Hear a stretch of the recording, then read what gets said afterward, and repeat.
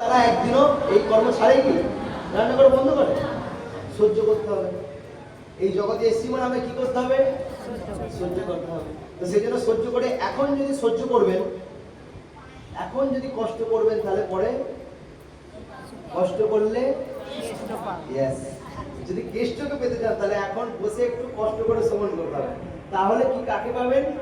সেই কৃষ্ণ, কৃষ্ণকে লাভ করতে পারবেন। ওকে, কারণ কৃষ্ণ কোথায়? কৃষ্ণ কোথায়? কৃষ্ণ কথায়। কৃষ্ণ কোথায়? কথায়।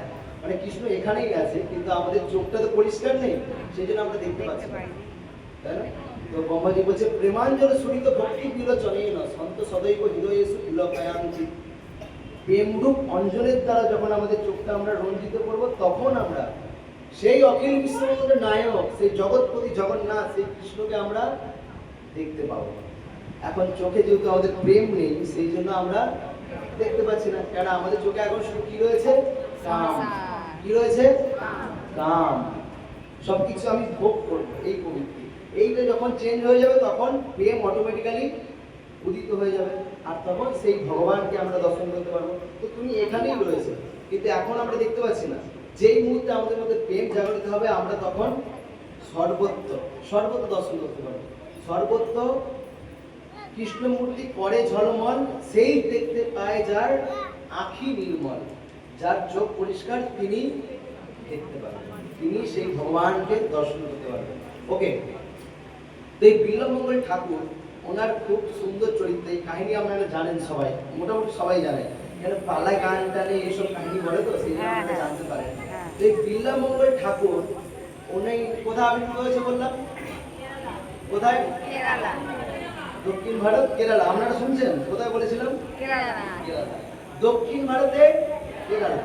ইনি একজন ব্রাহ্মণ সন্তান। কোন ঘরে আবির্ভূত হয়েছেন? ব্রাহ্মণের ঘরে। কিন্তু ব্রাহ্মণের ঘরে আবির্ভূত হলেও ইনি কিন্তু গুণের দিক থেকে ব্রাহ্মণ ছিলেন না। বুঝতে পারলাম? ব্রাহ্মণ ঘরে আবির্ভূত হয়ে গেছে ব্রাহ্মণ। কি ব্রাহ্মণ? যদি ব্রাহ্মণের তো গুণ না থাকে, সে ব্রাহ্মণ কি? ব্রাহ্মণ না। এটাই বলছে। তো তিনি ব্রাহ্মণ ঘরে আবির্ভূত হলেও তার মধ্যে কোনো ব্রাহ্মণের গুণ ছিল না। তিনি কার প্রতি আসক্ত ছিলেন? বেশ্যার প্রতি। আর প্রতি আসক্ত? বেশ্যার প্রতি। কারণ বেশ্যাদের প্রতি তিনি আসক্ত হয়ে আছে। তো হঠাৎ একদিন ওনার পিতা দেহত্যাগ করেছে।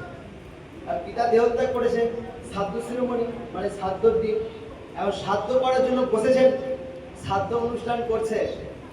আর যেই ব্রাহ্মণ শ্রাদ্ধ অনুষ্ঠান করাচ্ছেন, ওই ব্রাহ্মণকে বলছে, আরে আপনি এত আস্তে আস্তে করছেন, একটু তাড়াতাড়ি করেন। তাড়াতাড়ি করতে পারছেন না, একটু তাড়াতাড়ি করেন, আমার অনেক কাজ আছে। বাবার সাথে একটু আস্তে আস্তে করো। বলছে আস্তে আস্তে হবে না, তাড়াতাড়ি করো, আমাকে এখন যেতে হবে, অনেক আমার কাজ আছে। এখন ব্রাহ্মণ তাড়াতাড়ি শেষ করেছে। একদম বাবা মারা গিয়েছে, অনেক রকমের প্রসাদ হয়েছিল। কেন? শ্রাদ্ধ মানে কি? শ্রাদ্ধ মানে কি? শ্রদ্ধা সহকারে বিষ্ণুর প্রতি ভোগ নিবেদন, এইটা শ্রাদ্ধ। কিন্তু এখন হয়ে গেছে উল্টো। এখন তো আমাদের ভূত প্রেতদেরকে দেয় পিণ্ড, মানে মাছ মাংস দিচ্ছে। ভূত প্রেত, এরা ভূত প্রেত গ্রহণ করছে, ভগবান গ্রহণ করছে না। বিচার করে দেখ, মানে আপনি আপনার পিতৃপুরুষকে কি বানিয়ে দিচ্ছেন? পিতা মাতা যাকে ভূত প্রেত বানাচ্ছেন। কিন্তু বৈষ্ণবতে কি হবে? ভগবানকে নিবেদন করার পর সেই প্রসাদ সেই আত্মার উদ্দেশ্যে নিবেদন করতে হবে। এটা হচ্ছে পিণ্ডদানের যথার্থ উদ্দেশ্য। এখন ইনি অনেক কিছু প্রসাদ হয়েছে, সেই প্রসাদগুলোকে একটু প্যাকিং করে নিয়েছে। আর সেই প্রসাদ প্যাকিং করে নিয়ে উনি কোথায় যাচ্ছে? কোথায় যাচ্ছে? সেই ফেমাস বেশ্যা চিন্তামণির কাছে। চিন্তামণি নামটা কি? চিন্তামণি। এখন চিন্তামণির বাড়ি যাবে বলে এখন প্রসাদ প্যাকিং করে নিতে বেরিয়েছে। আর এরকম সন্ধ্যা হয়ে গিয়েছে, আর জল ঝড়ের দিন, খুব জল ঝড় হচ্ছে, মানে যেতে পারবে না। তো তিনি নদীর কাছে যখন গিয়েছে, দেখছে নদীতে একদম জলের খুব স্রোত চাইছে, মানে এত স্রোত, যেতে পারবে না, কোনো নৌকা নেই, কিভাবে যাবে? যে তিনি চিন্তা করছে কিভাবে যাব। উনি প্ল্যান করছে, এই নদী, এই ঝড়ের মতো অনেক গাছ ভেঙে পড়েছে, আর নদীর উপর দিয়ে গাছ ভেসে যদি যাচ্ছে, আর আমি এই গাছের উপর উঠে পড়ে ওই পারে চলে যাবো, কেন ওপারে চিন্তামণির ঘর। তো সেই জন্য কি করেছে, উনি একটা কিছু ভেসে আসছে দেখেছে, মনে করছে গাছ আছে, ওর মধ্যে উঠে গিয়েছে, একদম চলে গেছে ওপারে।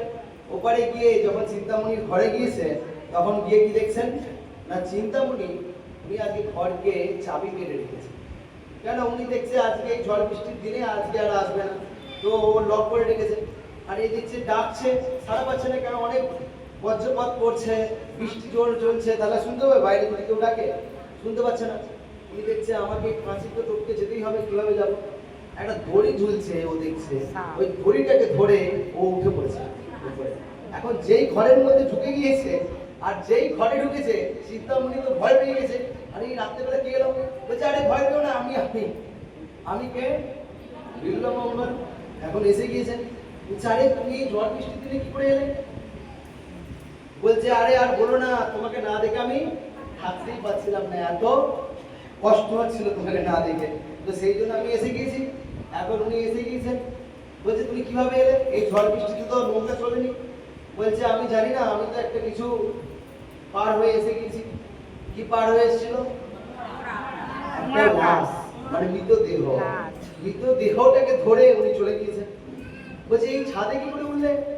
বলছে একটা দড়ি ফেলা ছিল, দড়ি ধরেছি। এখন জানলা দিয়ে মুখ বাড়িয়ে দেখছে দড়ি নেই, ওটা কি? বিষধর সর্প। সেই সর্প ধরে উঠে গিয়েছে। মানে ভাবেন কাম কত বড় বলবান, কাম বড় বলবান, না শুনে ধর্মজ্ঞান, এত ডেঞ্জার। আর সেটা আমরা তার দ্বারা জড়িয়ে রয়েছি। তার মানে কতখানি ডেঞ্জার অবস্থা আমাদের রয়েছে, বুঝতে পারছেন? আত্মেন্দ্রিয় প্রীতিবাঞ্ছা তারে বলি কাম, কৃষ্ণেন্দ্রিয় প্রীতিবাঞ্ছা ধরে প্রেম নাম। কৃষ্ণের ইন্দ্রিয় তৃপ্তি যখন আমরা করবো তখন প্রেম হবে, কিন্তু আমাদের ইন্দ্রিয় তৃপ্তি যখন করবো সেটা